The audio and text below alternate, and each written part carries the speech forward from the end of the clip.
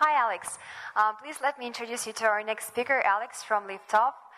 How are you today? Feeling good? Good, thank you. Well, over to you. Okay. Hello, everyone. Здравствуйте. My name is Alex, and I'm from a company called Liftoff. And today, I'd like to talk to you about creatives. Specifically, I'd like to share some of the learnings that we've gathered at Liftoff by running 22,000 A/B tests, which is quite a large amount. Liftoff is a performance-based app marketing and retargeting platform. We are 100% programmatic and in-app, and our two core pillars are our machine learning and our creative tech. And that's how we help companies drive actions beyond the install. And today we'll just talk about creatives. So very briefly, in the half an hour that I have you for, we'll talk about the formats that are used in programmatic, and then I'll share some of the best practices as well. And then if we have time, we'll do a Q&A at the end. Now, I'm sure you've all heard this before, that a good creative is a mix of art and science. And the art part comes from our designers, our ad creative producers, who come up with different ideas and test them. And the science, the numbers behind them, come from the fact that we A/B test each creative against other creatives to make sure that the ideas that we implement are actually driving value for our clients. And I'll show you a few examples as well. So in terms of the formats, first one, let's start with banners. Banners are the ones that are the small ads that are on the top of your device. This could be an iPhone or an iPad or an Android devices, obviously. They're at the bottom or at the top or at the bottom of the device. They're easily the most contentious ad formats. Not everyone believes of their value. However, we at Liftoff do think they're very valuable. The reason we think they're valuable is because you know exactly what the ad will look like. The placement is always the same, and you have the user's attention for 20 or 30 seconds. So it's quite a long time for an ad to show in mobile. Now, the next format is native. Natives are called natives because they mimic their in-app feed. So they don't scream ad at the user. They look exactly like the app. On the flip side of that, each app developer, each publisher decides how they want those ads to be seen. So there's a lot of variability, and you never really know what the end result will look like. And then the last format on this screen are interstitials. Interstitials are the opposite of banners. In many ways, they take up the full screen as opposed to just a tiny part. However, they only show for 2 to 4 seconds. So you do have the user's undivided attention, but you have it for a very short period of time. And then we have interactives, which you could say are kind of an upgrade on the interstitials. Same format, takes up the full screen, shows for up to 5 seconds, can be horizontal or vertical depending on how you're holding your device. The difference here is an interactive encourages the user to interact with the ad. So in this example, we would use the puzzle and ask the user to move it into place to complete the puzzle, right? So it mimics the gameplay. It's a very high engagement format. And then the last one is video. Again, a high engagement format where you have up to 15 or up to 30 seconds to show your user what the app does. And then normally when they download, there's no big surprises. So these users convert to purchasing users very often. Now, in terms of our best practices that we've gathered, so I've got 2 ads here. These are ads we ran for Zymad, for Magic Jigsaw Puzzle, and we ran them in February 2017. Now you can see version A, you just place one puzzle into place, and in the version B, it's a slightly more complex structure. So show of hands, which one of you think that version A performs better? 2 hands. 3. What about version B? More, a lot more hands. Why do you think that? Any ideas for version B? It's what? You achieve more, it's more complex. It leads to more engagement. Yeah. It's version A.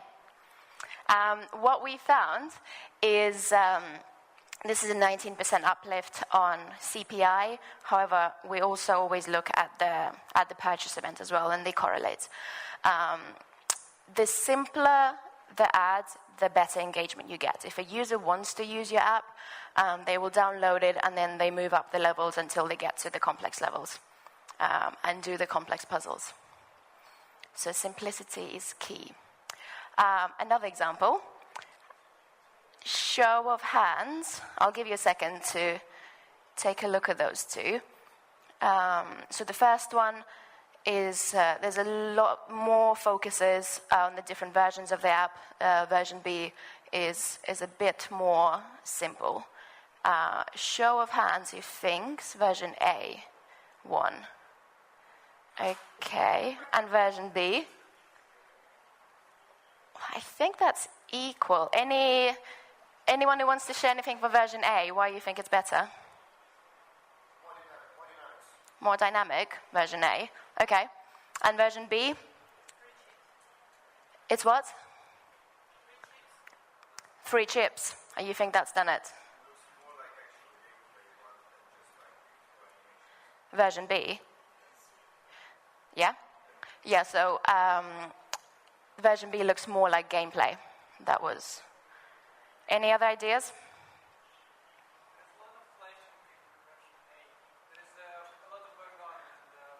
A lot of flash in version A, and do you think that's good or bad? I think it's over the top. You think version A is too much, it's too busy?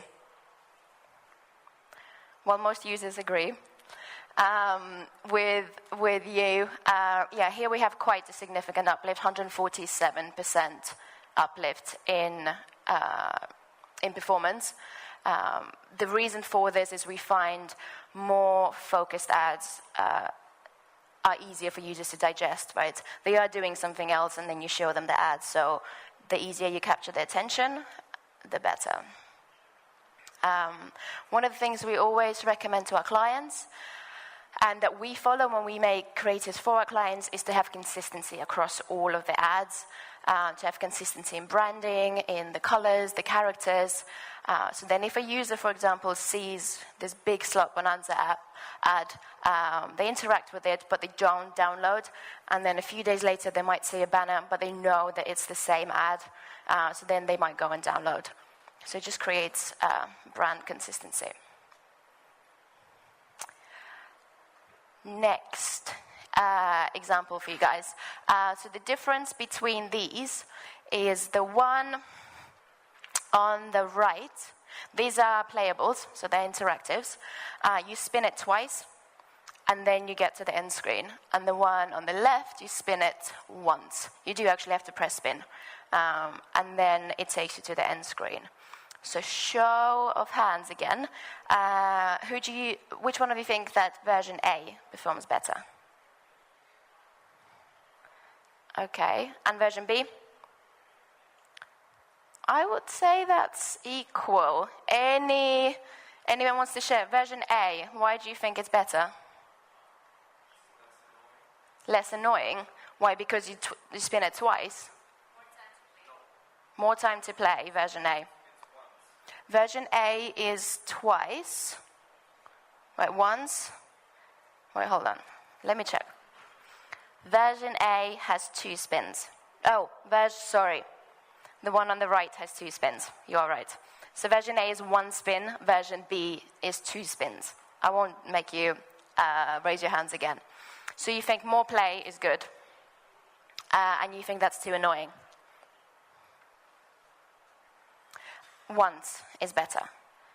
Once the user knows how the app works, if they like it, they want to download it, they will go on and play.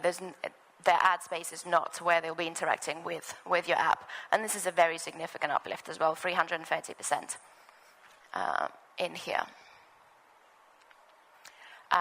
Another one of the concepts that we preach at Liftoff is to make sure that all the ads we're serving and that you are serving are of high quality and they render perfectly in every single ad format.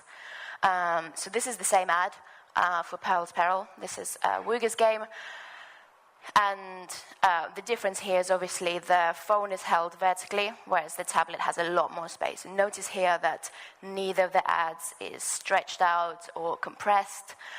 It is the same ad, but because the tablet has more space, you just see a little bit more of the room that's in the background. So it's really important that all of the ads are really high quality to get the best performance.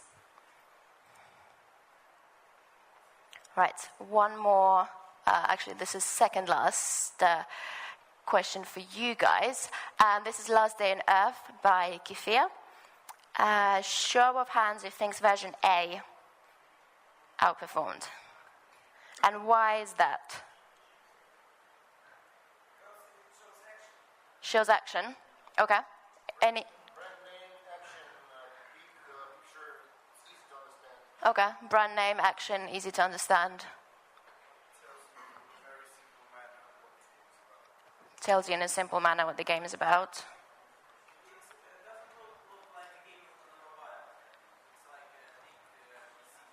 It looks like a PC game, not a mobile game.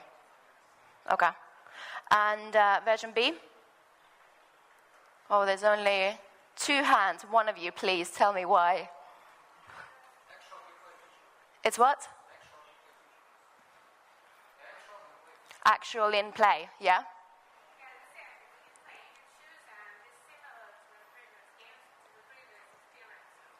Yeah. So actual in-game play, similar to the experiences you might have had in other games. It shows you what the app is actually about.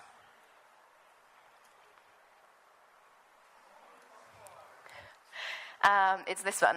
You wouldn't think that, right? Because it's very kind of busy and serious looking. But yeah, the lesson here is test everything. You don't know which version of the gameplay will resonate best with your users. And we always try and test different parts of the game and then see which ones perform best.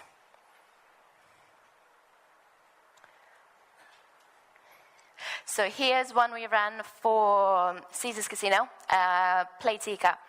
And the difference here is very simple. Version B has coins falling down. Version A has leprechauns falling down. So it's more of a fun test that our creative team came up with. And hands for version A, leprechauns. 2, 3. Hands up for version B. Everyone, pretty much. Everyone else.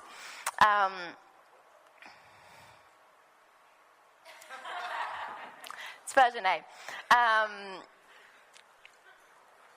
The lesson here is A/B test everything, right? 38% is not a huge win, right, compared to some of the ones that we saw before, which was 300%. But 38% here, another 20% somewhere else, and then another 30% and another win. That adds up to very significant uplifts that can really move the needle in terms of performance. And the way that we do A/B testing is when we run these 2 ads against each other, we test them in the same geos, the same ad formats, the same exchanges, to make sure that they're statistically significant results, and we're very certain that the difference in performance is coming just from the ads and nothing else, really.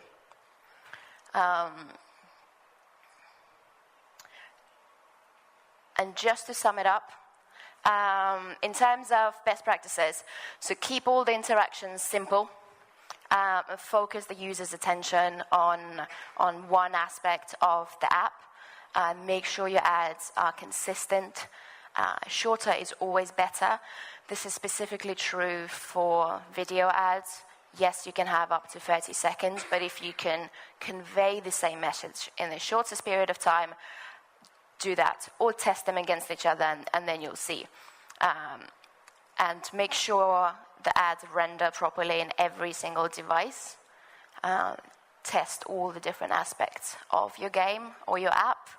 And then, A/B test absolutely everything, like we saw with leprechauns.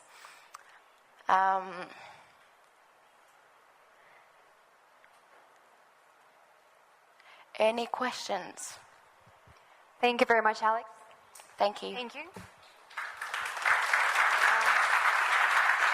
Do we have any questions in the audience? Yep.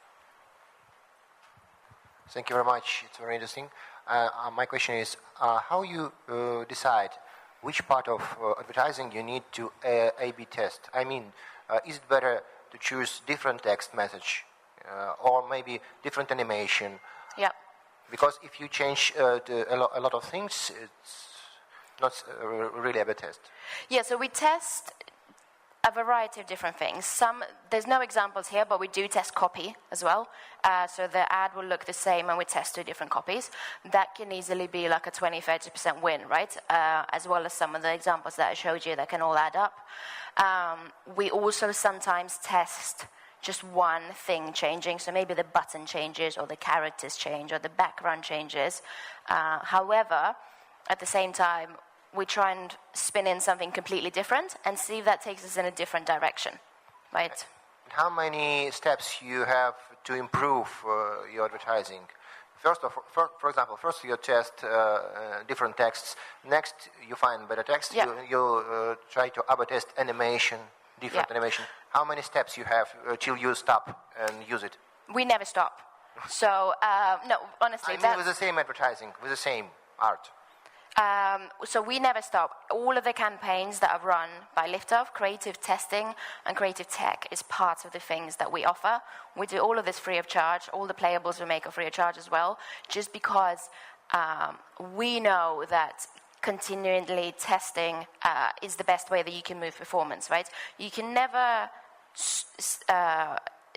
say that testing is complete, also because there's ad fatigue, right? If a user has seen an ad several times, they'll get tired of it. Maybe they want to see something else. Okay, thank you. Thank you. Okay, one more question.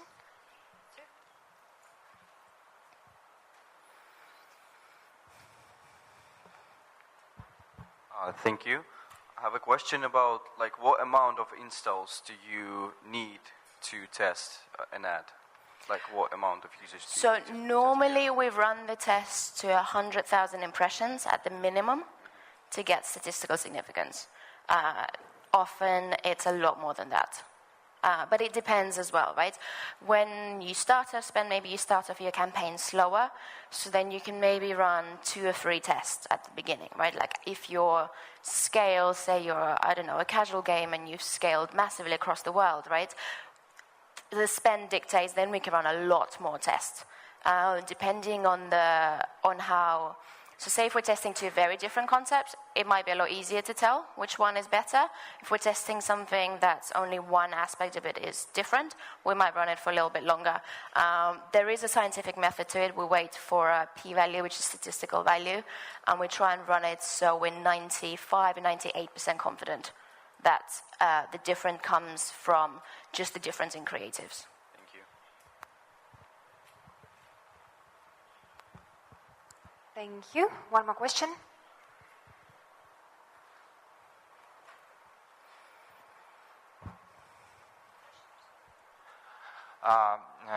Thank you for the lecture. And I got a question about platforms. We face the situation when one type of the creatives works better for iOS and another one works better for Android platforms, and the creatives significantly differs. Is it a common situation in your practice, or it's something unusual? No, honestly, I've never heard of that.